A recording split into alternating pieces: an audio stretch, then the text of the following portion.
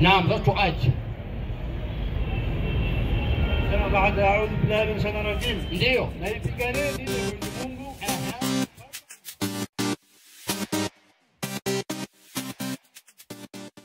Inavyostahili kupiganiwa. Twende kama vile saa hii hapa ndio kazi tunaifanya.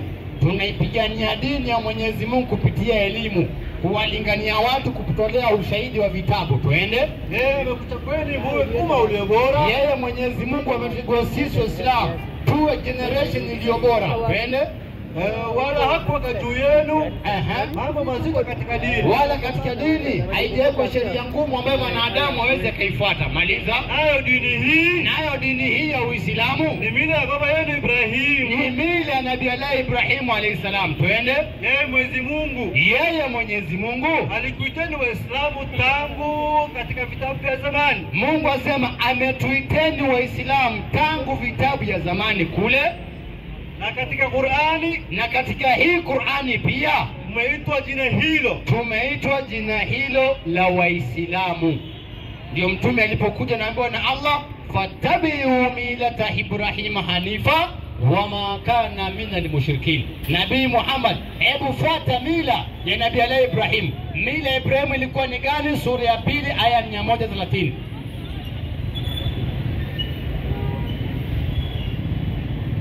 Sura ya 2:130. Naam. Baada a'udhu billahi minash shaitanir rajim. Twende. Na nani atajitenga na mila ya Ibrahimu? Na ni nani atajitenga na mila ya Nabii Allah Ibrahimu? Akichukia dini hii ya Kiislamu. Akaichukia dini hii ya Kiislamu. Isipokuwa anatia nafsi yake katika upumbavu. Kwa hivyo ukimwona mtu kuambia Uislamu si utaki, unajua nafsi yake ametia huko. Patie rasta.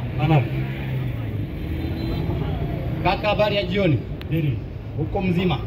Shukuru. Kabisa Karibu tena. Haya, msalimie na huyo. Kaka, habari yako? Mzima kabisa? Kabisa kabisa. Wanakuita nani? Nashukuru Mungu. Wanakuita nani? Naitwa Joshua. Joshua. Karibu sana. Asante. Haya, umesikia mada ya leo? Umesikia?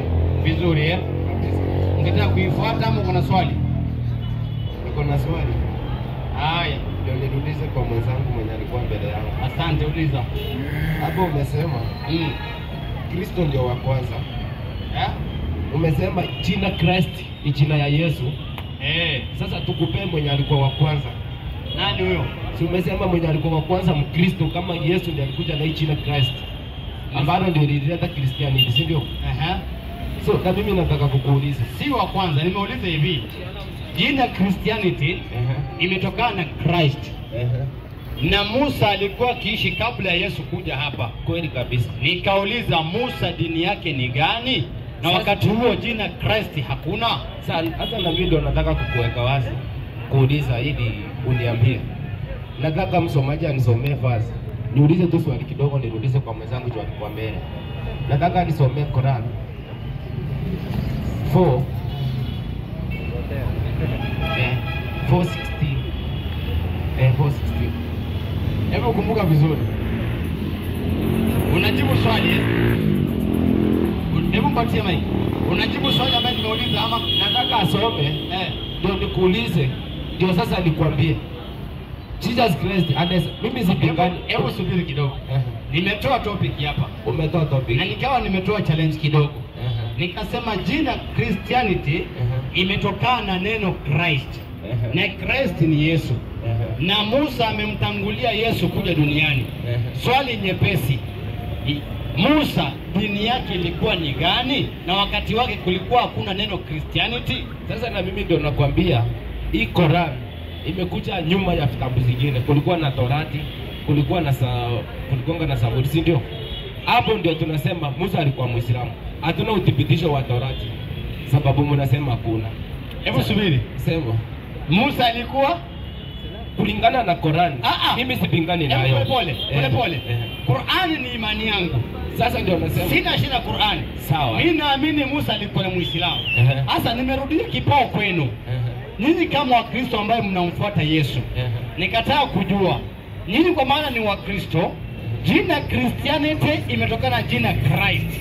Ndio maana mkamwamini. swali yangu najiuliza, kwa maana Biblia pia Musa ametajwa.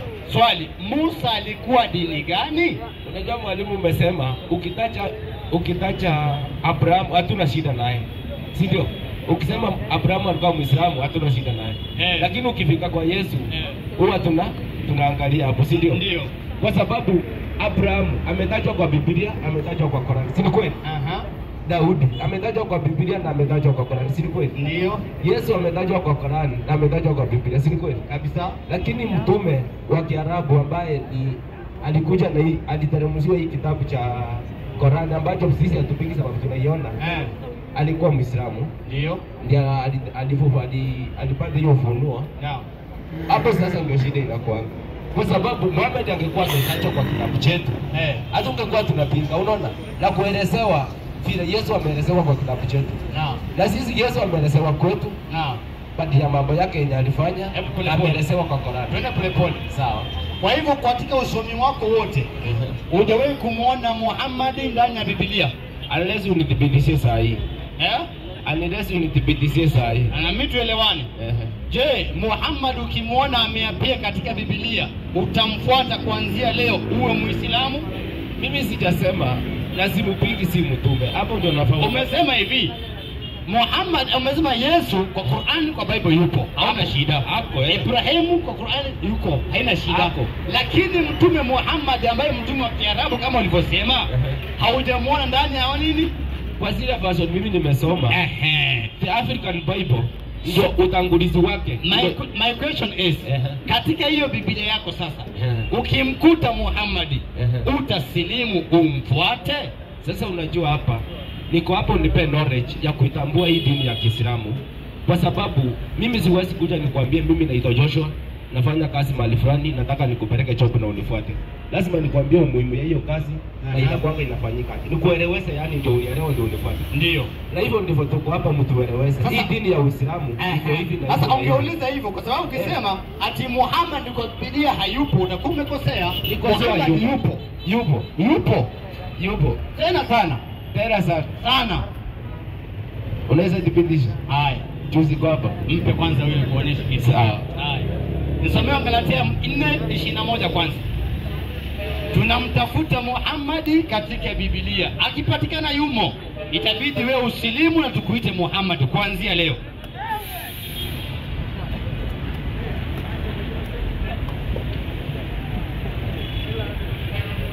Galatia 21. Ati Muhammad kwa Bible hayuko. Wale kudanganya, unajua mapasta ni wajanja sana. Mapasta mahali popote anaapia Muhammad huwa wasomi ili Wakristo wasielewe ukweli. Biblia imejaa Muhammad na leo natoa ushahidi. Hebu soma aya Galatia 4:21. Twende. Inasema mwalimu, naam, niambieni. Mungu asema niambieni. Ninyi mnaotaka kuwa chini ya sheria. Ninyi mnaotaka kuwa chini ya sheria. Je, hamsikii sheria? Je, hamuisikii sheria? Kwa maana imeandikwa ya kwamba Ibrahimu alikuwa na wana wawili. Ibrahimu alikuwa na watoto wawili, mmoja kwa mjakazi, mtoto mmoja amezaliwa kwa mjakazi, na mmoja kwa muungwana, na mwingine kwa muungwana. Wa mjakazi Nabii Ismaili, wa muungwana Isaka ambaye amezaliwa kwa Sara, Ismaili kwa Hajar. Twende. Lakini yule wa mjakazi alizaliwa kwa mwili. Amezaliwa kwa mwili, maana Ibrahimu alimuingilia mke wake akapatikana huyu mtoto. Yule wa muungwana kwa ahadi amezaliwa kwa ahadi ambaye ni Isaka. Twende. Nenda kusema mwalimu. Mambo haya husema kwa mfano. Kwa maana, kwa sababu haya ndio kama maagano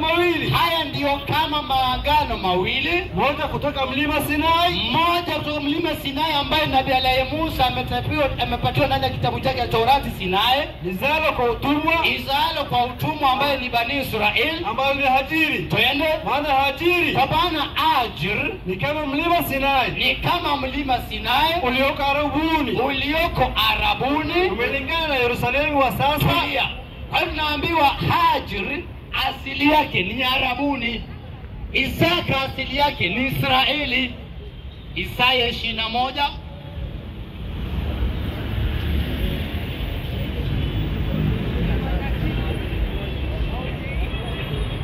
13.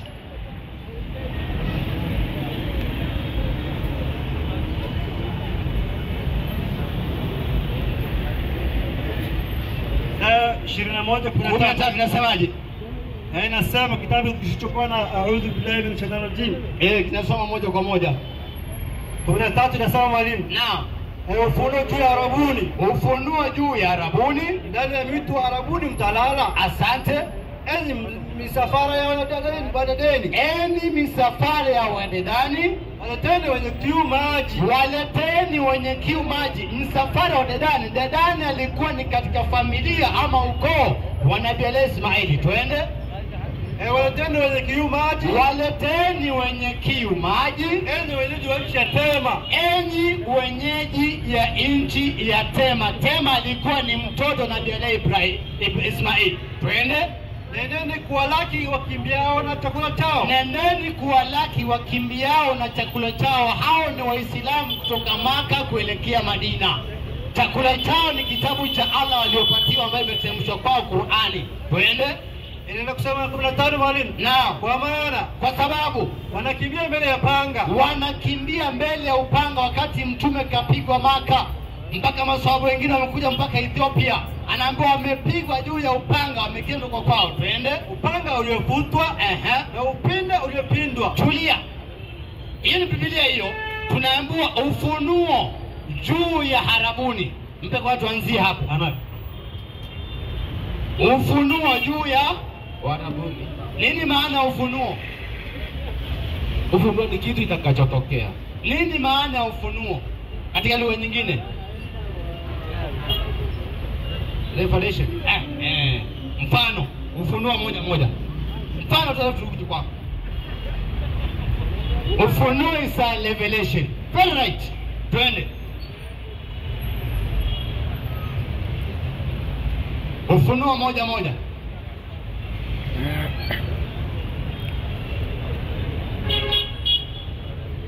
Ufunuo moja moja. Hainasema mwalimu. Inasemaje? Ufunuo moja moja. Ufunuo wa Yesu Kristo. Ufunuo wa Yesu Kristo alipewa na Mungu. Mpe. Ufunuo wa Yesu Kristo aliyepewa na nani? Na Mungu. Kwa hivyo ufunuo nani utoa? Ni Mungu anatoa. Asante. Aya 13 sasa Isaya.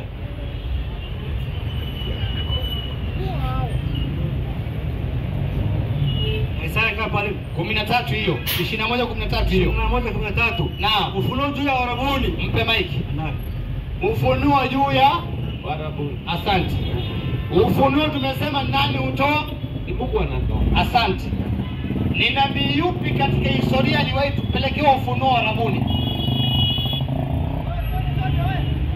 Sasa unajua because Yesu alikuwa Israeli, Musa alikuwa Israeli. Biblia inasema kuna ufunuo Mungu anatoa Arabuni. My question is, huyu anayepatiwa revelation Arabuni ni nani? unajua mwalimu, Sijui ndio nataka unikufahamishe. mimi sipingani na vile umesema kuna maagano mawili. Kuna agano la ajili na kuna agano mama Isaac, si ndio? Hiyo mimi sipingi. Ule baada ya mchakazi niko hapa hivi. Mungu asema ufunuo juu ya Arabuni. My question is, Yesu alikuwa Israeli, Musa alikuwa Israeli. Huyu nabii anayepatiwa revelation Arabuni ni nani? Sasa ndio nataka atajwe kwa hii Biblia. Na hiyo ni Biblia hiyo. Ndio nataka atajwe hapo sasa. Unataka afanyaje? Kama ni Muhammad nataka atajwe hapo. Ina maana ngoja kidogo. Katika historia tutamtaja ina shida, lakini swali, aliyepatiwa revelation huyu Arabuni ni nani? Kwa maana Yesu hajawahi kutokea Arabuni. Ibrahimu Arabuni no. Kwa mujibu wa Biblia. Musa Arabuni hapana. Sasa huyu nabii anayepatiwa revelation wa Arabuni, na that is your Bible. It's not my book. Biblia yako inasema kuna mtu anapatiwa ufunuo Arabuni. Nani? Au Mungu wenu amesahau kumtaja? Si Mungu wewe. Si umesema Mungu ni mmoja? Wewe, Mungu wa nani? Mungu wako na Mungu wangu si tofauti. Wewe tofauti. Mungu wangu ndio Mungu wako, lakini Mungu wako sio Mungu wangu. Hapo sasa hebu nifafanulie hapo. Mungu wangu si, kwa sababu sisi wote hata kama ni Muislamu ama Mkristo, narudia sisi wote tumetoka katika usawa wa Adamu. Narudia tena. Mungu wangu ndio Mungu wako. Lakini Mungu wako sio Mungu wangu. Sasa hebu nifafanulie, na sisi wote tumetoka lineage moja. Mungu wako ako na mtoto, Mungu wangu hana mtoto. Kulingana na maandiko yenye mimi nasoma na sasa nakwambia Mungu wangu ndio Mungu wako, lakini wako si wangu. Sasa Mungu wako na Mungu wa Masetani ni mmoja. Mungu wako na Mungu wa Masetani ni mmoja. Ni mmoja kwa maana Mungu ndiye ameumba shetani. Mungu ndiye aliumba shetani. So ni mmoja. Mungu ndiye ameumba, si mmoja.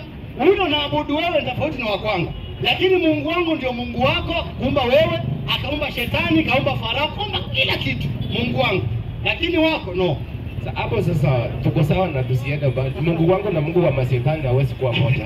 Na Mungu wako na Mungu wangu hapo tuko sawa.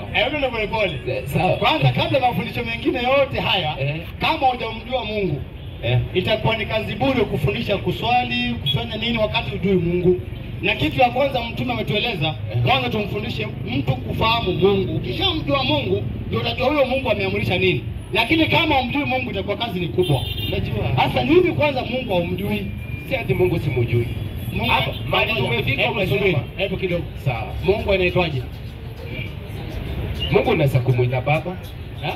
Naweza kumuita baba. Sio jina, hiyo ni title. Hiyo ni sifa. Unaniuliza anaweza kumuita aje? Anaita Mungu wako anaitwaje? Kwa maana pia Muhindi ako na Mungu lakini ng'ombe. Kwa hii Biblia Mungu mwenyewe alisema anaitwa yao. Mungu mwenyewe alisema anaitwa yao. Kuna mahali popote Yesu ashamuita Mungu Yahweh. Sasa anamuita tena ni babake. Si mimi naweza kumuita baba. Nani? Mungu. Mungu sasa baba Yesu alimuita baba. Baba ni sifa. Sio jina. Hata mimi ni baba. Lakini nakwenda jina yangu. Baba sio jina. Jina la Mungu anaitwaje?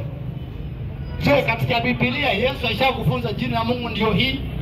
Mwalimu, nataka kukuuliza swali yenye haiko kwa Biblia. Uliza. Ama iko hapo, si ndio? Uliza. Ni hapa tunafundishana na usafiri. Ndio. Kulingana na ukisoma historia ya Mtume Muhammad, kuna miungu mingi ilikuwa inaabudiwa wakati wake.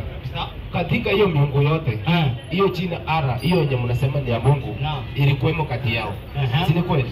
Wale makafiri si kwamba ilikuwemo, waliita. Wanasema waliita. Kulingana mimi vile nimesoma, hiyo jina ilikuwepo. Ukisoma kwa hadithi ya Mtume Muhammad. Wapi? Sasa unajua hatuna hiyo hadithi hapa na turuhusiwi kuja nayo. Hebu subiri. Nani hawaruhusu kuja nayo?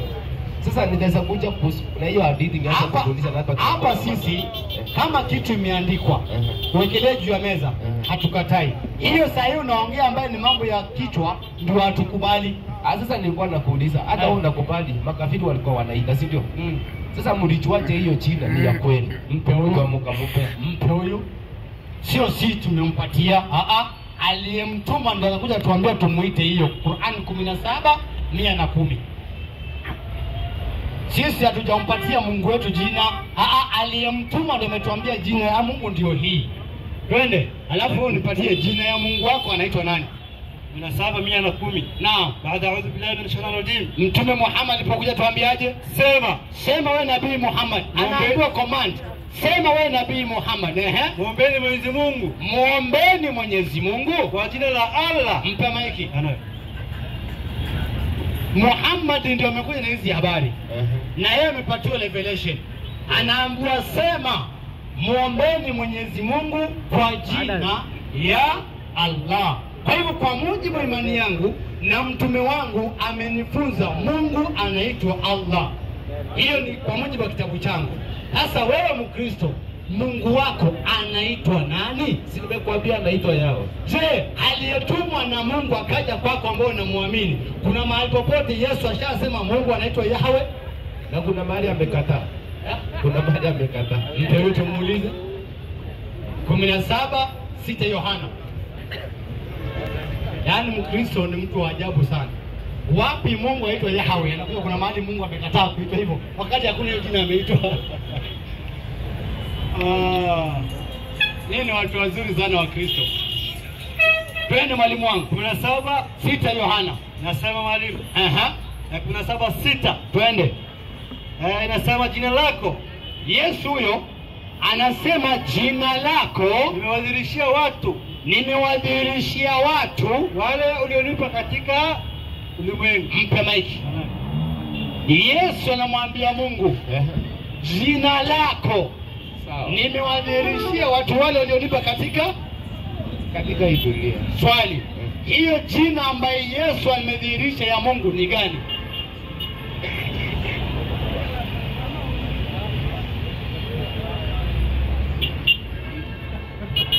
Walimu, wanafunzi. Sawa, hapo. Mimi siwezi kudanganya iko, lakini iko ni vile sina ufafanuzi hapo. Na siwezi pingana kitu sio, lakini nitakusaidia. Sawa. So usinisaidie. Hata nikusaidie usinisaidie kwa sababu ukinisaidia utaenda hiyo side nyingine. Siende huko. Nakusaidia hapo. Sawa. Pamoja na Biblia, jina ambaye Yesu alimuita Mungu ni sawa jina ya Kiislamu. Kwa maana alisema Elohi. Wale wanasema ilahi. Allah 45 27 45 Mathayo ndio hiyo. Yesu alimuita Mungu Allah. Wewe unakataa nini? Hiyo hapo. Soma andiko 27:45 Mathayo. Yesu alimuita Mungu Allah. Muhammad kamuita Allah. Wewe unamkataa peke yako. Twende. Nasema mwalimu. Naam. Basi tangu saa 6 palikuwa na giza juu ya nchi. Yote hata saa 9. Ndio. Na kama saa 9 Yesu akapaza sauti yake. Kwa nguvu akisema. Elohi. Lama sabachthani. Tulia. Waislamu wasema ilahi. Allah. Yesu kasema Elohi. Anamuita Mungu Allah. Wewe wapi wewe? Maana yake nini? Maliza. Yaani Mungu wangu. Maana yake ilahi. Mbona umeniacha? Maana yake Mungu wangu, mbona umeniacha? Kwa hivyo alimuita Mungu Elohi. Sinasema ilahi. Kibrania, Kiarabu ni baba moja, ni makazi. Mpatie maikisha malizana. Walimu, hizo ni lugha mbili tofauti. Unasikia ile ni ilahi, hii ni Allah. Mimi hata hiyo ni Kiarabu ama ni Kibrania? Nimesoma kwa Biblia. Nimesoma Qur'ani ama nimesoma Biblia? Nimesoma Biblia, lakini hiyo lugha imeandikwa ni Kiarabu ama ni Kibrania? Ni yangu ama ni yako? Mimi nauliza, sina shida na umesema hivyo. Ukiniuliza swali, Qur'ani ni Kiarabu au ni Kibrania? Nakwambia ni Kiarabu because it's my book. Sasa unasema Eroi na umegeuka umesema hiyo. Sasa unaona sasa. Hebu subiri. Nakwambia this language maana yake ni moja. Hiyo ni Kiarabu ama ni Kibrania? Ni Kibrania. Ni Kibrania. Sasa hiyo Eroi kwa Kiarabu ni Allah. Sasa wewe niambie, hujawahi kumuita Mungu Eloi? Hujawahi kumuita Mungu Allah? Yesu kumuita Eloi. Wewe unamuita Mungu nani? Si mbona wacha huyo kuambia alafu anirudishe. Wacha huyo kwanza aniambie Mungu wako ni si hivyo yani. Hapo alafu ampatie mwingi. Praise God. Amen. Iko ingine shalom alaykum. Waislamu tuko wangapi? Iko ingine shalom alaykum. Waislamu. Waislamu. Atuweke chini. Wakristo wapendwa wangapi tuko hapa? Wakristo. Naomba kiti moja hapo nipatie brother, amesimama sana huyu. Kiti moja mti. Mwekee pale. Ni wawili hapo, wekee wote wawili. Peleke hiyo nyingine hapo pia wote wakae wasimame, wageni wetu hao. Pale. Karibu pande hii brother. Njoo kaa chini hapo. Usisimame. Namuona Boni naye amekuja. Huyu mkamba uketi Mungu atakuchoma. Oka Boni ngaiwe hii. Wewe mukamba kadhimu akili. Wewe mukamba Mkristo. Akamba wao sema zamani msikitini. Bando wako. Hai.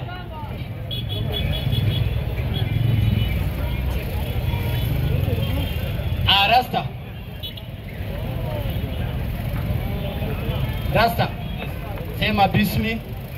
Aya, kwanza before mambo ya mabismi, jana mazeni nilipoteza ID yangu bana. Tafadhali kama umepata ID yangu hivyo. Hapa hii area. Kama kuna mtu pengine aliona lakini mara nyingi patikana huwa zinapelekwa kwa mashopu, inaekelewa juu. Kwa hiyo za kuangalia baadaye inakuwa imewekelewa kwa shopu mahali. Niko tu vile nakaa hivi, hajachange, serikali inanitambua vile niko. Darasa zako hizo. Sawa. Very unique idea. Sawa, lakini sio pesa mingi. Ilikuwa 2000 lakini sasa hii Ruto ametoa, sasa ni free. Sasa ni free. Alisema umekuwa spokesperson wa gava. Ninafuata maagizo yake. Ilikuwa ni 2000 kwa ID ikipotea. Lakini sasa ni free. Wewe ni muongo huyo. Ruto 10 tena. Wala ina shaka. Haya twende hiyo ni yangu hiyo lakini. Haya. So now, Bwana asifiwe Kristo. Waislamu habari zenu. Salamu alaykum. Haya. Naomba muokoke baada ya kusoma na kujua. Amen. Yesu anawapenda wote. Haya, hiyo verse yenye umesoma Matthew 27:15. Naomba nirudie tafadhali. Uko na swali ya leo? Patia mic. Uko na swali? Yeah, niko na swali but before amenipea alafu ndio sasa nikuulize sasa. Nimeuliza je? Swali. Ngoja kidogo. Nimemuuliza swali, yes. Akasema wacha huyu anijibie. Yes. Na swali lilikuwa ni Mungu wake anaitwa nani? Yes. Ndio namjibia ama? Nataka nimjibie, lakini bado niko na swali hapo kwako. Kwa hiyo verse yenye umesoma, naomba because sisi tushafika mwisho na yeye mpaka toa mic yako lete, wachana yake. Sasa ni hiyo sasa. Matthew 27:15. Haya, Matthew 27:15. Yeye umesoma tika. Haujui? Haya, msomaji. Mpatie Biblia. Confirm hiyo Matthew 27:15 alafu ndio leta mic. Nasema 45. Hebu kidogo. Naomba mpatie huyu kaka amevaa kofia. Naja kwako. Why you? Unajua ni kwa nini? Mimi sio mwalimu mbishi. Ni 45. Kidogo mimi si mwalimu wa kubishana. Mimi ni mtu wa kufundishana kwa mtu ambaye ana understand. Nimekupatia mic akuuza, do you have your own question? Yes. Waambia kama hauna, patia mtu mwingine mwenye swali. Hii ya kuchangia ndugu yako, utachangia hapa kwenye bunge, unachangia mahali popote, si lazima hapa. Tunatafuta jina ya Mungu. Sawa? Jina ya Mungu ni nani? Sasa angalia, hiyo ndio swali. Una swali ya kuuliza? Jina ya Mungu ni nani? Haya, subiri kidogo. Sasa kwa hivyo wewe unajibu jina ya nani? Jina ya Mungu. Anaitwa nani? Bado ni swali yako tu. Sisi tunajadiliana, sio hapa kufunza. Yangu ilikuwa ni yangu mimi na huyu. Tushamaliza. Mambo ya Mungu anasema mimi sijui, muulize huyu. Sasa je, uko na swali ungependa kuuliza? Say in short. Kwa sababu hiyo jina ya Mungu itapatikana in short. Hakuna. Na hakuna Biblia. Yeah. Na kama iko lete. Jina ya Mungu ni soma Isaya 42:8. Haya. Sikieni jina ya Mungu hiyo.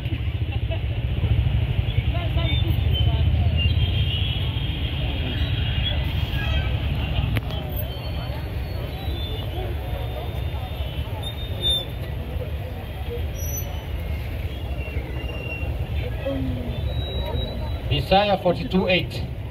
Nasema mwalimu. Naam. 42:8. Mimi ni Bwana na ndilo jina langu. Haya, mpe mic. Yeye ni Bwana na hiyo ndio jina lake. Barikiwe sana. Haya, mpatie mic huyo. Sasa shasushi jibu.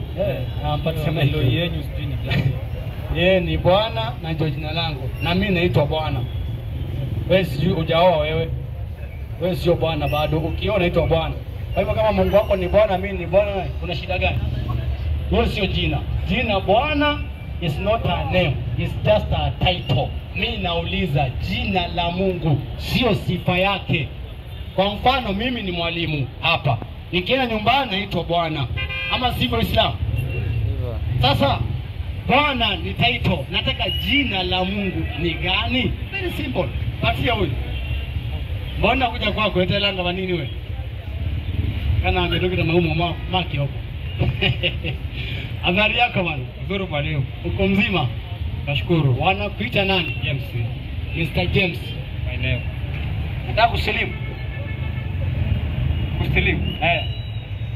Ufuate Uislamu kwa maana bila Uislamu ni jikoni tu, wala kukuberesi. Yaani Uislamu ndio dini Mungu amewekea watu wote wafuate. Ukifika kwa Mungu kama wewe sio Muislamu, yani hauna swali. unafufuliwa jikoni. Sisi ndio tuko na maswali kwa Mungu. Uliswali, ulitoa zaka, ukafunga Ramadhani. Unaongea ukweli. Unaongea ukweli kabisa. Kwa maana mfano tu sio? Naam. Mfano tu. Naam. Kwa mfano ili uwe Mkristo na kuendelea lazima ubatizwe, sio? Na mwanzilishi wa ubatizo ni Yesu. Kama vile inasema mfano ili nibatizwe nitakuwa Muislamu na kiongozi wangu ni Muhammad. Nani akambatiza? Akambatiza. Kwa maana kwa aya nyingine maamurisho hawe wa kwanza kubatizwa. Aliyembatiza nani? Kwa mfano kama Yohana Mbatizaji alivyombatiza Yesu, ni nani alimbatiza? Muhammad. Jambo la kwanza, sisi Waislamu hiyo ibada hatuna ya kutiana kwenye maji. Hata Yesu hatuna hiyo. Ni kusilimu. Sisi yetu ni kusilimu. Mfano niko tayari kusilimu. Hebu pole pole. Sisi yetu ni kusilimu.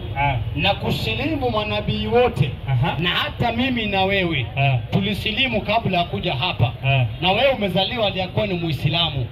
Baada ya kuzaliwa baba yako na mama yako akakubeba akapeleka kanisani, ukatiwa ndani ya maji, ukabatizwa, ukaondolewa dini yako ya asili, ukapatiwa dini ya kigeni. Kwa maana wewe hukuwa na dhambi, ulikuwa ni mtoto mdogo, ulitolewa katika dini yako asili yako, wewe ulikuwa Muislamu. Kwa hivyo kabla mimi na wewe tulikuwa Waislamu, lakini wazazi wetu wakatuchukua tupeleka kanisani, tukatupelishwa jina, tukapatiwa dini nyingine mpya. Qur'an sura ya 4 yake 81.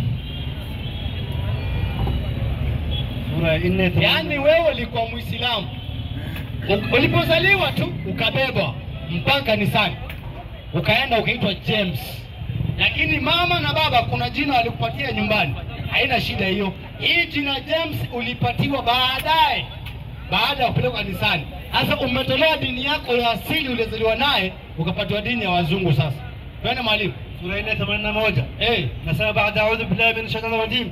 Na wanasema tunatii, lakini unapotoka kwako kundi moja miongoni mwao ushauriana usiku kinyume cha yale wanayosema hapo mbele yako. Ndio. Na Mwenyezi Mungu anaandika yote haya wanayoshauriana. Basi waachilie mbali na mtegemee Mwenyezi Mungu. Hebu angalia 180. Nasema watu Mwenyezi Mungu aliwadhurisha watu wote kabla ya kuja hapa duniani mbele yake. Akauliza, je, mimi sio Mola wenu? 480. Naam. Ama ni 472. Hebu 772 angalia. Alihudhurisha roho zote mbele zake, akamwambia, je, mimi sio Mola wenu? Wakashuhudia kwamba sisi ni Mola wenu. 772 hapo. 172 nasema nakumbuka Mola wako alipowaleta katika wanadamu, kutoka migongoni mwao, kizazi chao, akawashuhudia juu ya nafsi zao, akawaambia, Mungu akawaambia wanadamu wote, je, mimi si Mola wenu? Hapa sio duniani, hapo ni roho, katika ulimwengu wa kiroho mbinguni. Kabla ya kuja hapa, Allah akauliza, je, mimi sio Mungu wenu? Wakasema nini? Ndiyo, tunashuhudia kuwa sisi tumeshuhudia kwamba wewe ndiye Mola wetu. Akamwambia Mwenyezi Mungu, akamwambia, basi msije mkasema siku ya kiyama, yaani mkienda duniani mtakufuru, msije mkasema siku ya mwisho kwa sisi tulikuwa tumeghafilika na hayo hatuyajui. Ndio. Inaenda kusema mwalimu. Au mkasema ndio baba zetu ndio walioshirikisha zamani, au mkasema tumefuata baba zetu ndio watu waliofanya tukafanya shirki. Mpatie mic. Kwa hivyo kwa mujibu wa Qur'an, watu wote Mungu aliwashuhudisha kabla ya kuja hapa. Na ndio unaona Muhammad baada ya kuja hapa hajawahi kuingia dini nyingine, hajawahi kuabudu masanamu, kwa maana Mungu alimchagua toka mbinguni. Kwa hivyo huyu alikuwa hana haja ya kusilimu hapa, kwa sababu tayari alikuwa ni Muislamu na hajawahi kufuru. Uliza.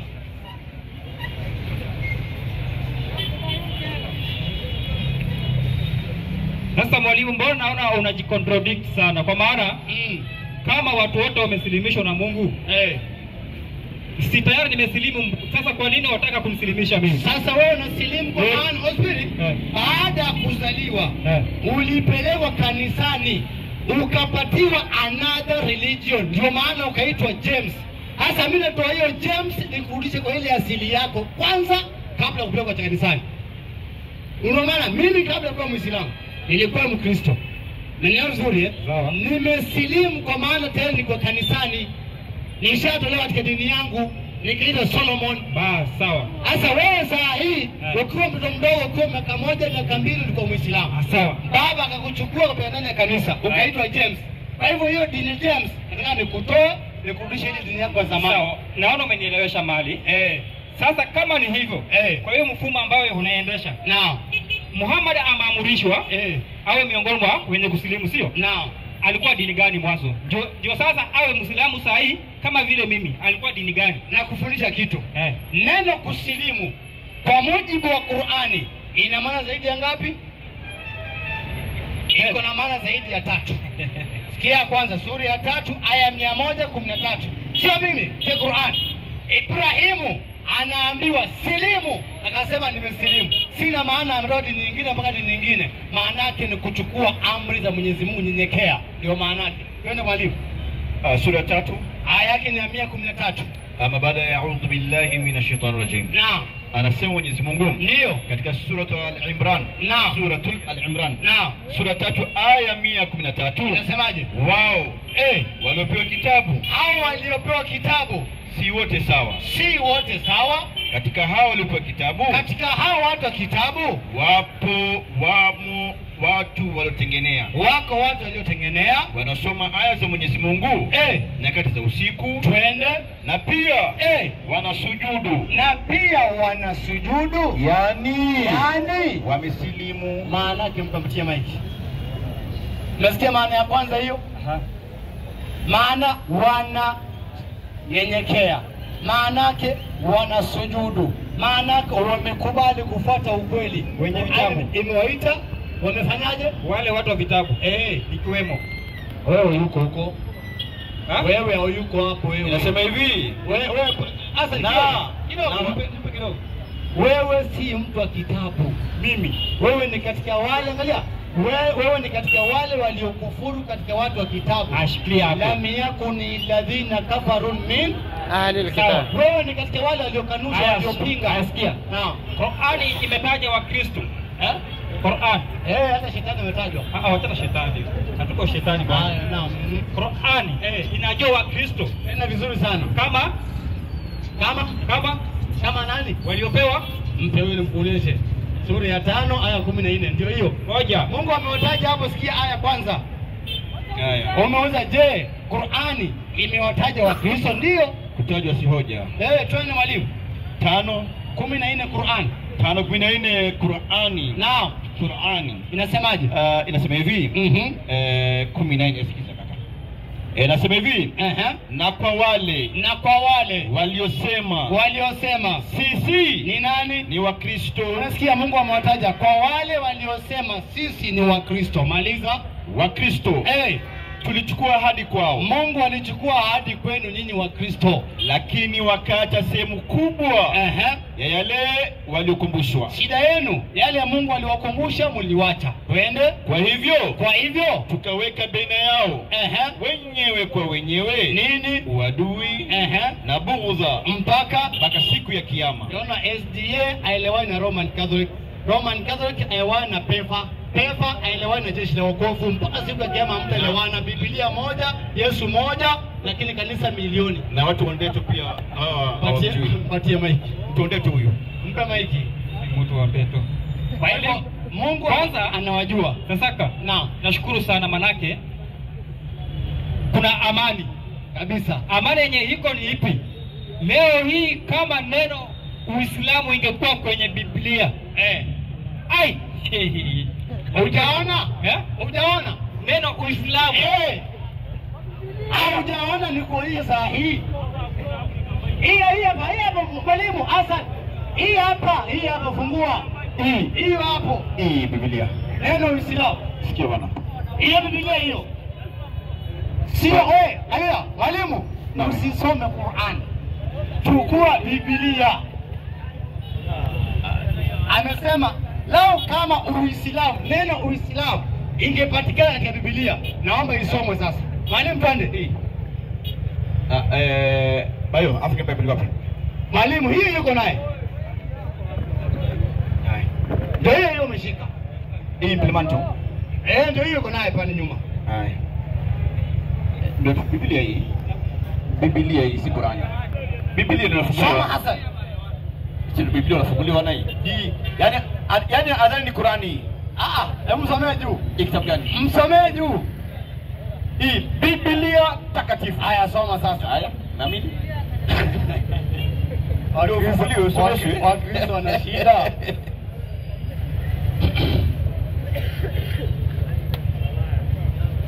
Haya. Neno Uislamu. Ndio Biblia hiyo. Wewe soma tu. Wanashtuka, hata Biblia unaipiga. Atajua wenyewe. Wewe utajua mwenyewe. Atajua wenyewe. Uislamu. Sio sisi tumeandika Biblia, ni wao. Hebu subiri bana. Vinamaanisha madogo madogo. Haya. Tulia. Biblia. Imeandikwa Biblia. Imeandikwa hivyo. Ikusake dogo dogo isioni kabisa. Kurasa dogo dogo.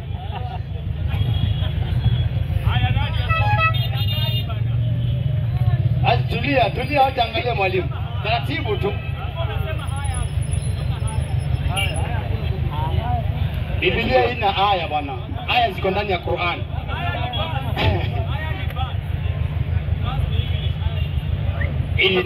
Inaitwa andiko. Hiyo ni Imprimento Bible. Iko pale juu imemakiwa, ni andiko kubwa sana. Enda kabisa nyuma kabisa. Nyuma kabisa imemakiwa. Nimeona usinifu, nimeona ubatizo. Hapa.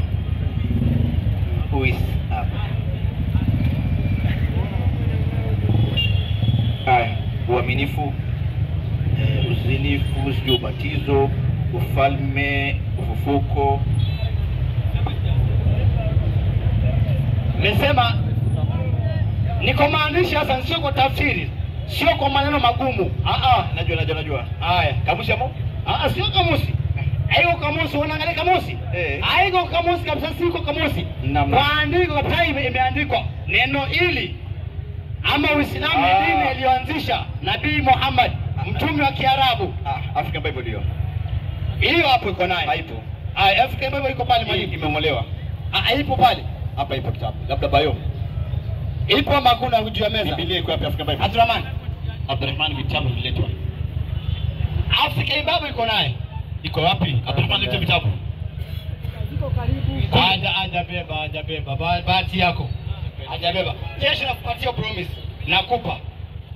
Haya, mpe huyo mwisho kule. Sasa labda Uislamu manake ajue Kiarabu, mfasirie.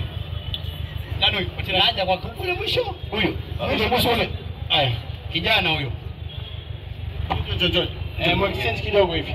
Nataka nizungumze na wao. Alafu niongee na Boni. Mko kichwa ngumu mtaki kuelewa hapa. Rasta amekuwa kichwa ngumu mtaki kuelewa. Haya, mpe mic kijana. Kijana, habari yako? Anakuita nani? Frederick. Asante. Muislamu au Mkristo? Kristo. Uko na swali ungependa kuuliza Waislamu?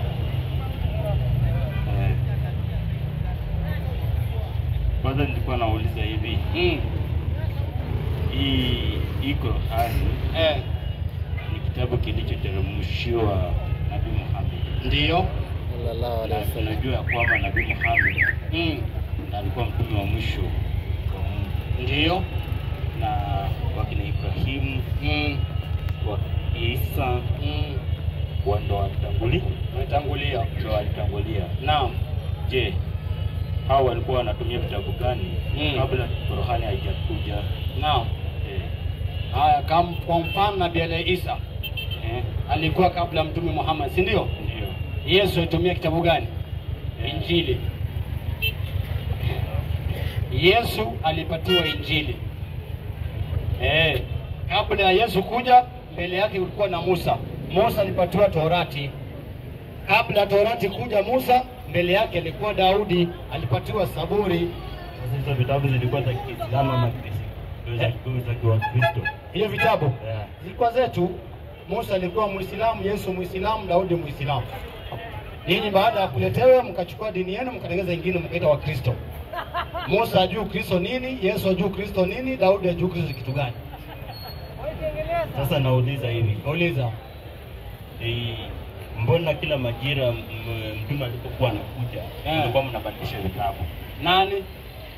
Kila mtume alipokuwa anakuja kwa wakati wake, mlikuwa mnabadilisha vitabu kwa njia gani? Ni Mungu alikuwa analeta kitabu kulingana na watu walivyo. Yaani sheria ya Mwenyezi Mungu kwa wana wa Israeli alikuwa akiileta. Nabii akipatiwa amri si sawa na, kwa mfano Musa alipatiwa sheria, amri. Yesu alipatiwa sheria, hii mambo ya mtu akizini muue, mtu akifanya nini mfanye kazi, akiasi sabato muue.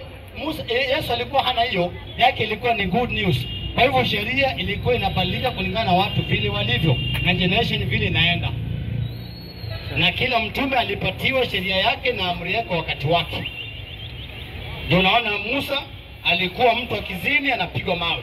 Yesu alipokuja hiyo alikuwa anategemea sheria ya Musa. Yake mwenyewe binafsi hakupatiwa.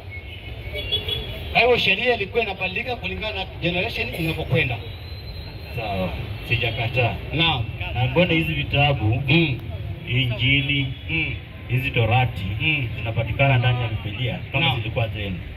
Hizi Torati, Zaburi inapatikana na nini? Ndani ya Biblia kama zilikuwa za Kristo. Sasa wale waliofanya kazi hii ni Warumi. Baada ya Yesu kuondoka, Musa kuondoka. Musa kuacha kidogo Biblia. Yesu akiwa duniani Biblia ilikuwa hakuna. Biblia imekuja baadaye. Yesu akiwa duniani kulikuwa na Injili. Musa kulikuwa na Torati, Zaburi, Injili. Neno Biblia maana yake ni mkusanyiko wa vitabu uliokusanywa baada ya manabii kuondoka, na Warumi ndio kazi yao hiyo, ndio wakaandika pale. Hii ni historia ya manabii waliopita. Ni historia ya manabii waliopita. Iliyoandikwa na watu, hakuna cha Roho Mtakatifu wala cha nini. Sijakataa. Naam. Hii Biblia iliandikwa na watu. Na watu kabisa. Hata hii nini? Wewe. Hata hii Qur'ani iliandikwa na Nabii Muhammad. Na nani? Nani kaandika Qur'ani? Nani kaandika Qur'ani?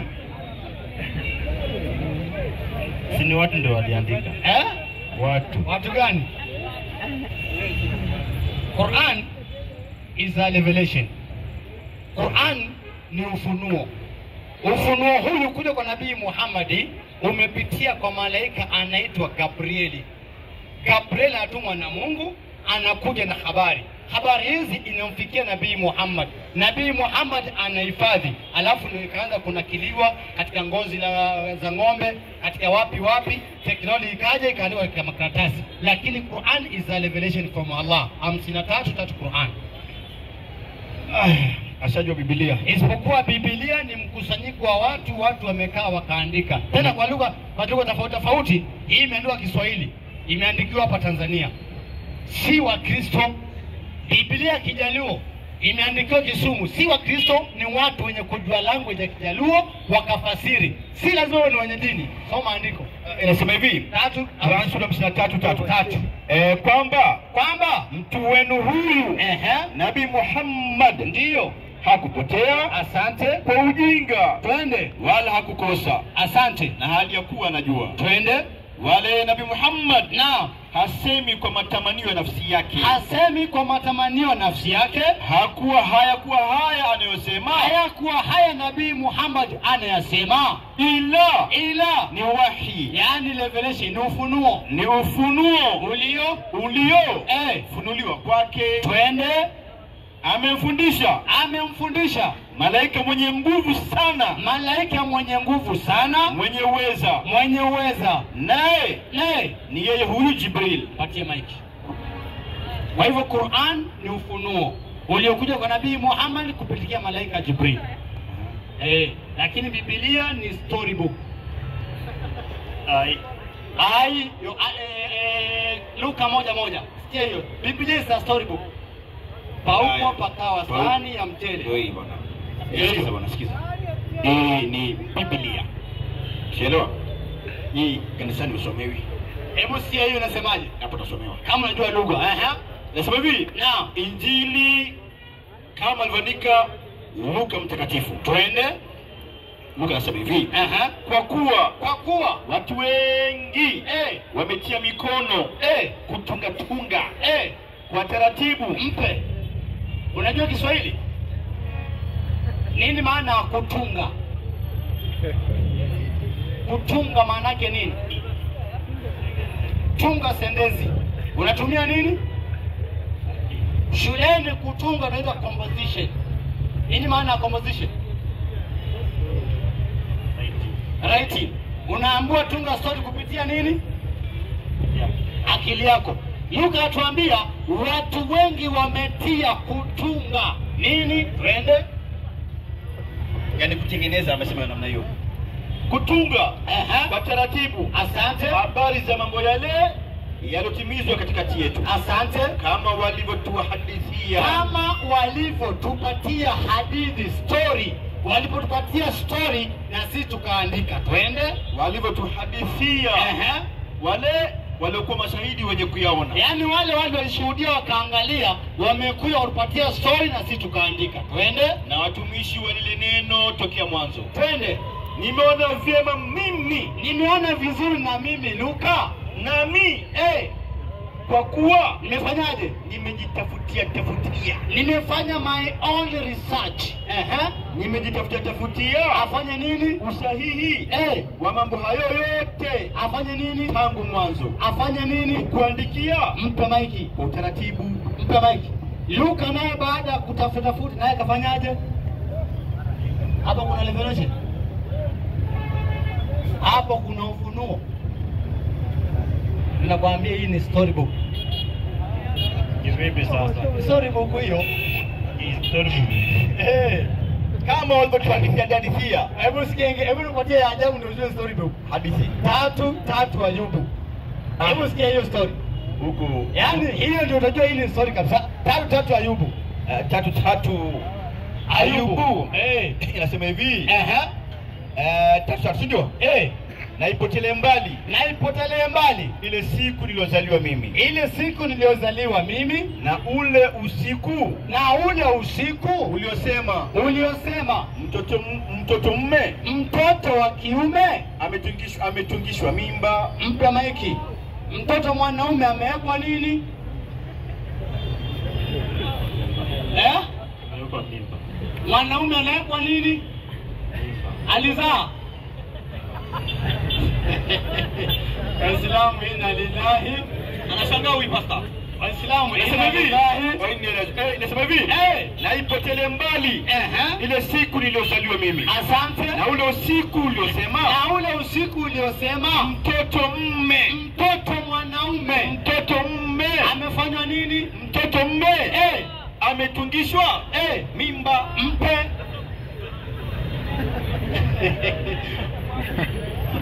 Huyo aliyomweka mtoto mwanaume mimba ni nani? Na huyo mwanaume aliyotiwa mimba ni nani? Na alizaa lini? Na hiyo mimba imekaa miezi ngapi? Waislamu inna lillahi. Huu ni msiba. Na kuongeza ingine. Koti njoo. Na kuongeza ingine kijana. Na kuongeza ingine. Wakorintho wa kwanza 1:25. Na kuongeza ingine. Yaani Biblia huwezi kusimama ukaitetea. Ongeza. Naongeza 1:25. Wakorintho wa kwanza. Nasema hivi. Wakorintho wa kwanza 1:25. Inasemaje? First Corinthians. Inasema hivi. Tazama. Kwa sababu upumbavu wa Mungu kwa sababu upumbavu wa Mungu. Hebu mpe kidogo. Upumbavu wa nani? Mungu ana nini? Mimi naendelea chini. Endelea kwanza. Endelea tuone. Upumbavu wa Mungu. Moja endelee kwanza. Kwa sababu upumbavu wa Mungu una nini? Una hekima kuliko zaidi ya mwanadamu. Hebu mpatie maiki. Nikija kwako nikuambie upumbavu wako una hekima kuliko mke wako. Nimekutaza kutana. Upumbavu wako kuna hekima kuliko bibi yako. Matusi hiyo. Si matusi. Si matusi. Upumbavu wako? Mungu ni mpumbavu. Mungu ni mpumbavu. Hiyo si matusi. Hata kwanza Mungu si mpumbavu. Mda kule upumbavu si matusi. Hiyo aya yenye imeendelea imesema imesema upumbavu wa Mungu una hekima zaidi ya binadamu. Kuna hekima zaidi ya binadamu. Na udhaifu wake, udhaifu wa Mungu. Mungu ni mdhaifu. Mungu ni mdhaifu. Waislamu inna lillahi. Waislamu inna lillahi. Na kuongeza ya tatu. Yaani hapa nao kuonyesha kijana, mimi nimezaliwa huko. Nimezaliwa Mkristo. Nikalelewa katika Ukristo. Nikasoma katika Ukristo. Nimehudumu kanisani miaka ngapi? 6 good years ndani ya kanisa. Nikiwa mwalimu kule, nikiwa mwimbaji wa kwaya. Hapa nika kuimbia kwa okoka. Na ukapotea. Kwa maoni yako. Mundu mukamo wao ndiwe komano. Haleluya. Akwatie ngoa sia Yesu na. Hii ni kwa chukua mshahara kuimba tu. Miaka 6 kanisani nafanya kazi. Lakini baada ya kuona haki nikaamua hapana, sitaenda motoni nikiangalia 19:30 mwanzo. Sikia nyingine hiyo na kuongeza. Lao kama kuna dini huko singetoka. Yakobo mzuri. Aya, Yakobo. twende. Anasema hivi. Naam. Yakobo. Hapa. Hata kuangalia. Twende. Ni maandiko. Yakobo akakaa peke yake. Yakobo akakaa peke yake. Na mtu mmoja akashindana naye. Na mtu mmoja akashindana Yakobo Mweleka hata alfajiri. Wakashindana kuangusha mieleka mpaka alfajiri. Ndiyo, yani wrestling. Na alipoona ya kuwa hamshindi, alipoona kwamba hamshindi, alimgusa uvungu wa paja lake. Alimshika hapa akamwangusha chini. Angalia hapo wewe. Paja hapa hivi. Ukateguka uvungu wa paja la Yakobo. Naam. Alipokuwa akishindana naye. Naam. Akasema, ndiyo, niache niende. Maana kuna pambazuka. Ana asubuhi inafika watu watatuona. Yakobo akasema, Yakobo akamwambia yule mtu, sikuachi. Mimi sitakuacha usiponibariki. Mpaka unibariki. Yule akamuuliza, jina lako nani? Jina lako nani? Akasema, Yakobo. Asante. Akamwambia, yule akamwambia, ndiyo, jina lako hutaitwa tena Yakobo, bali ila Israeli. Twende. Maana wewe Yakobo, kwa sababu wewe Yakobo umeshindana na Mungu. Ulikuwa unashindana na Mungu usiku mzima na watu. Na Yakobo umeshinda. Yakobo ameshindana nani? Yakobo akafanya nini? Akaangushwa. Akashinda nani? Mungu. Subhanallah. Hata ndomo ni shida. Kusema ni balata. Haingii kwa akili. Ninakwambia Biblia ni ngumu. Hiyo tuko naye hapo.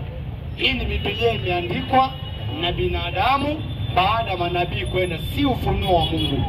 Hapo kuna mambo mengi ambayo siwezi kutoa hapa, ni aibu. Sasa mimi nauliza hivi. Kama au manabii walikuwa wanatumia vitabu, kama Yesu alikuwa anatumia Injili, na Musa alikuwa anatumia Torati, ndiyo, mbona mkaviacha na mkaamua kutumia kitabu kimoja? Yake ni ya kuelewa, ni mtu ambaye anataka kuelewa mambo. Anauliza, kama Musa alikuwa na kitabu, Yesu na kitabu, mbona ni Waislamu leo mmebaki na kitabu kimoja? Kwa nini? Qur'an, mpe huyo usikie. Kwa nini? Sura ya 5 aya yake ni 48 Qur'an. Ndio sababu hiyo. Naomba umpatie Abu Jahl kiti. Nani ameingia? Abu Jahl. Ampe Joseph. Afardot, mpatieni kiti. Afardot. Mpatieni kiti. Joseph kiti. Mpatieni kiti. Mpatieni kiti huyo. Kwa tatu aseme hivi, najua mimi nampenda sana Abu Jahl kwa sababu yeye anakuja kushuhudia watu wakisilimu tu. Mashaallah, nampenda sana Joseph. Tumeanza, ni rafiki yangu, tumeanza naye mbali shekhe. Huyu tumeanza naye mbali. Tumeanzia kule day to day. Yaani Isili hakuna gorofa. Miaka hizo Isili hakuna gorofa. Ndio tumeanza naye huyu hapa. Anaelewa vizuri, day to day kule. Nasema hivi, ngoja kidogo, huwa hapendi historia hiyo. Hapendi. Asemaje? Nanielewa vizuri. Huyu Joseph, wallahi nikiwa kafiri, wallahi nikiwa kafiri, mimi Joseph tuko naye, mimi nikiwa gali, alhamdulillah, aya kaniongoza, amemwacha pale mpaka leo. Amepigwa muhuri pa.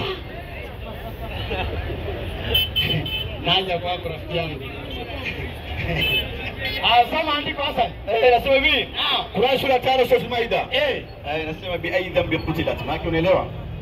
Bi ayi dhambi qutilat. Nasema hivi, na tumekuteremshia kitabu kwa ajili ya kubainisha haki. Tumekuteremshia kitabu kwa ajili ya kubainisha haki, kinachosadikisha vitabu vilivyokuwa kabla yake. Hii Qur'ani imekuja kusadikisha vitabu ya zamani na kuvihukumia kama hayo ndiyo yaliyoharibiwa na hii au ndiyo yaliyosalimika. Kwa hivyo Qur'ani imekuja kuhukumu vitabu ya zamani, hii imeharibiwa ama hii hajaharibiwa. Kwa hivyo kuandika Biblia, ukishajua hii ni mbaya, hii haifai. Mungu ameshindwa? Hapana. Mungu mpumbavu? Hapana.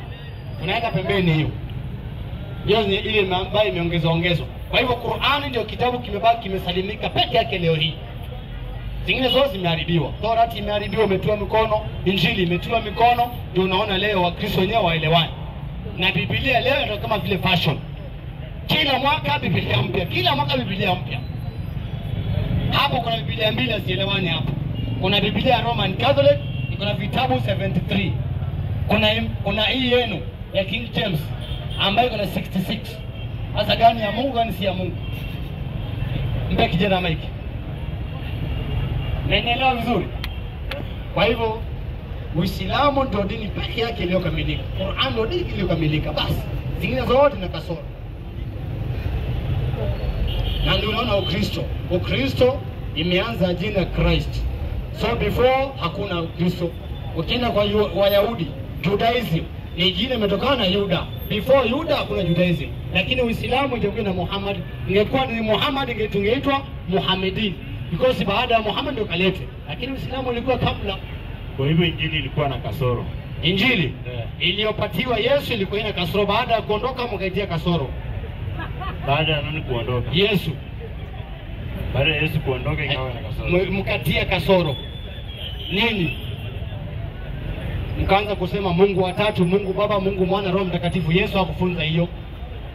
Mkaanza kusema Yesu mtoto wa Mungu, hakuna mahali Yesu asema mimi ni mtoto wa Mungu. Mkaenda kanisani, Yesu kanisa hajawahi kwenda.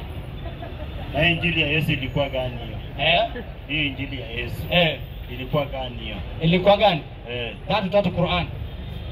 Kwa Biblia hakuna Injili, singoja nikuja Biblia hakuna. Mimi ni Qur'ani tu. Twende mwalimu. Tatu Qur'an. Sema musaddiqan lima baina yadi. Sio? Hiyo nadhania. Sura 3 ndio hii. Inasema hivi, inasema amekuteremshia kitabu kwa haki. Mtume Muhammad anaambiwa tumekuteremshia Qur'ani kwa haki. Kinachosadikisha yaliokuwa kabla yake. Kinachosadikisha kitabu kilikuwa kabla yake. Kinachokubali. Na aliteremsha Torati. Mungu aliteremsha Torati na Injili. Mpatie maiki. Basi. Injili kitabu cha Yesu basi. Lakini baada ya kuondoka leo Injili hakuna. Tuko na Injili kama alivyoandika Mathayo. Tuko na Injili kidogo Boni. Kijana. Utamtreni baadaye. Tuko na Injili Biblia, kuna Injili kama alivyoandika Luka, Injili kama alivyoandika Mathayo, Injili kama alivyoandika Yohana. Lakini Injili ya Yesu hakuna. Atukusomea nyongeza. Na tukawafuatisha mitume hiyo na Isa bin Maryam, ndio yani Yesu mwana Mariamu, kuyahakikisha yaliokuwa kabla yake, ndio katika Torati. Na huyu Yesu tukampa Injili. Patia maiki. Lakini katika Biblia tuna Injili ya Mathayo, Injili ya Luka, sio ya Yesu. Hao ni wanafunzi wa Yesu walioandika baada. Yesu akiwa duniani Injili iko, sio Injili iliandikwa after. No. Hiyo ya after ndio yenu. Mkajenga kanisa mkaenda huko. Sijakataa. Hii iliandikwa after. Ile ambayo iliandikwa kabla ya Yesu kuwa duniani. Ndio hiyo ambayo Qur'ani iko wapi? Haipo. Haipo. Ili haribu ndio mkaandika hii fake. Hiyo haipo. Leo kama ingekuwa hii fake hamngekuwa nayo. Atusome kidogo. Kidogo Hassan. Hauwezi tusipotie maandiko. Unajua si yeye anapatia maneno kukando. Leo kama Injili original ingekuwa, leo kama ingekuwa, hii Biblia haingekuwa. Na nyinyi mngekuwa Uislamu. Kwa maana Injili imefundisha Uislamu, Torati Uislamu. Mko na Ukristo kwa maana mmetengeza Biblia yenu. Sijakataa. Unajua Injili ingekuwa ya kabla ya Yesu, ingekuwa iliandikwa. Hebu subiri kidogo nayo. Hebu subiri. Nauliza hivi. Injili imekuja baada ya Yesu ama Yesu amekuja nayo? Yesu amekuja nayo. Yesu amekuja nayo. Na hii ya Mathayo iliandikwa kabla Yesu yuko duniani ama baada ya Yesu kuondoka? Baada ya Yesu kuondoka. Swali, hili Yesu alikuwa naye akiwa hapa ambaye amekuja naye, na hii ambaye Mathayo kaandika, gani ya Mungu? Mimi nimeuliza hivi. Ngoja kidogo. Tumeelewana. Kuna Injili ambayo imeandikwa baada ya Yesu na Mathayo. Na Yesu alikuja na nini? Sijakataa. Yesu amekuja na Injili. Kweli si kweli? Kweli. Na baada ya kuondoka imeandikwa nini? Imeandikwa Injili. Na kina nani? Na Mathayo. Swali. Hii Injili imeandikwa na Mathayo. Na ile Injili Yesu alikuja nayo gani ya Mungu? Sasa sijakataa. Hujakataa nini? Sijakataa. Unajua nini? Unajua wacha nikuambie kitu. Nini? Hii Qur'ani venye ilikuja na Muhammad, tunaona ya kwamba iko na tunaona maneno yake ambayo alikuwa anaambiwa na Mungu. Sasa ile Injili ndio tunataka tuone Yesu alikuwa anaambiwa vipi na Mungu. Sasa ndio unaweza kujua hiyo Injili ambayo Yesu alipatiwa iko wapi? Hapa tuko na ile ya Mathayo. Na kama hauna, ina maana Qur'ani imesema imeharibiwa, hakuna.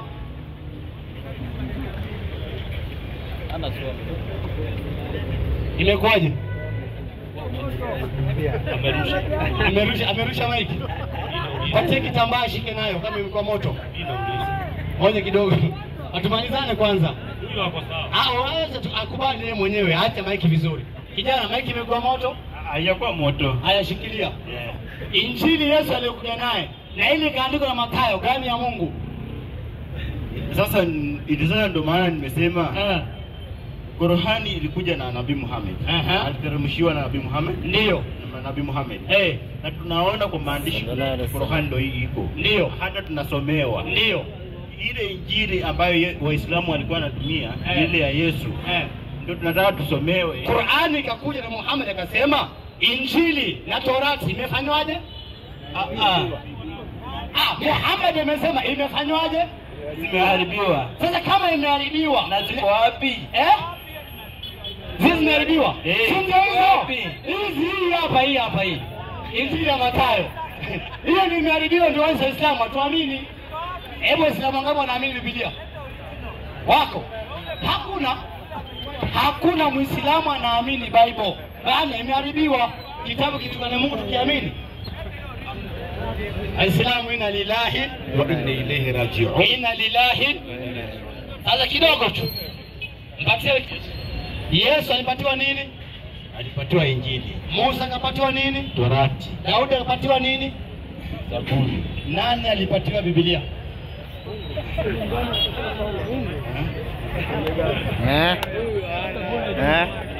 Nani alipatiwa Biblia?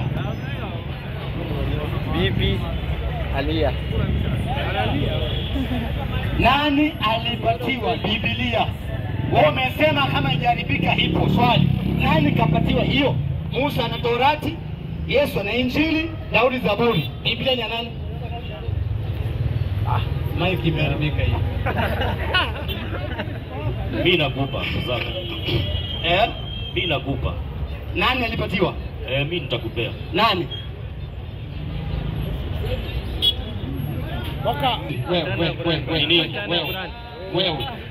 Wewe. Wani tena umeanza kuogopa ama ni wewe.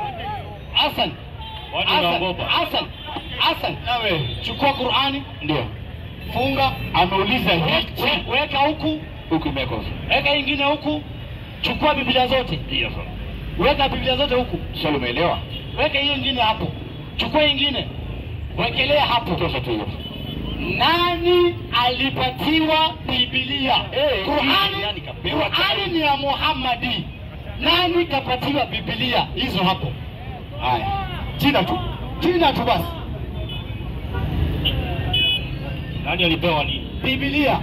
Nani alipewa Biblia? Musa alipewa Taurati kwa Qur'ani. Wewe. Kwa Qur'ani Musa amepewa Taurati. Nauliza hivi. Mimi sio mwalimu mpishi Boni. Hapana, mtu akuelewa. Sasa ukitaka tuende hivyo. My question is. Hebu sikia. Sitaki ubishi. Usikie. Nani alipatiwa Biblia? Uniambie ni fulani hishi. Hebu sikizeni na tuelewaneni. Hizi vitabu ziko hapa ndio maana mmeweka hapa zote. Na wewe tukikuuliza mahali Musa amepewa Taurati, unakimbianga kwa Biblia. Boni. Lakini Qur'ani haisemi. Boni. Mbona uvuzi? Boni, subiri kidogo. Hata Qur'ani haisemi Musa amepewa Taurati. Mpatie huyo wewe. Na wewe kila siku unasema Musa amepewa Taurati. Huyo 11:110 Qur'an. Profesa. 11:110 Qur'ani. 11:110 Qur'ani. Ndio yasema, acha ubishi huyo. 11:110 Nasemaje? Nasema hivi. Bismillahirrahmanirrahim.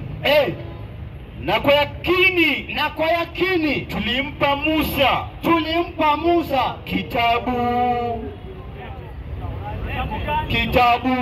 Subiri kidogo. Sasa nani ajui kitabu cha Musa? Nani ajui kitabu cha Musa nani? Subiri kidogo hapo. Tulieni kidogo hapo. Tulia Mapasta, tulieni kidogo hapo. Hapa swali ni nyepesi tu. Hawa jamaa wanajua ukishawakamata kwa kona watafuta mahali ya kushikilia. Sasa hapa nimeanza kushikilia.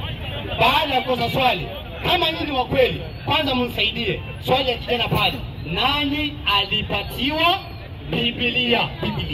Hassan, mic ni yako. Umeelewa? Hassan, mic ni yako. Naam. Kuna Abujal, kuna Rasta na kuna Boni. Kijana ametulia amenyamaza maanake sijui. Na kuna Pastor Machini sijai kuongea naye amekuja leo. Swali nyepesi tu. Taurati alipatiwa Musa. Injili kapatiwa Yesu. Zaburi kapatiwa Daudi. My question is, nani alipatiwa Biblia? Sasa hawa wanakasirika ili ukweli usijulikane. Wanapiga kelele. Aya ziko pale, wewe sema tu aya fulani isoma, huyu ndio akapatiwa Biblia tumalize. Jina si kwa microphone, ni kwa vitabu. Kama kunaye akona aya, nani akapatiwa Biblia inue mkono hapo? Kama kunaye ainue mkono. Ainue mkono tu, uko na aya. Kama uko na aya inua mkono. Pastor, mchungaji. Sikia wewe kijana. Macho hivi afadhali sikia. Jibu si kwa maiki, kwa kitabu. Toa aya. Toa aya isomwe.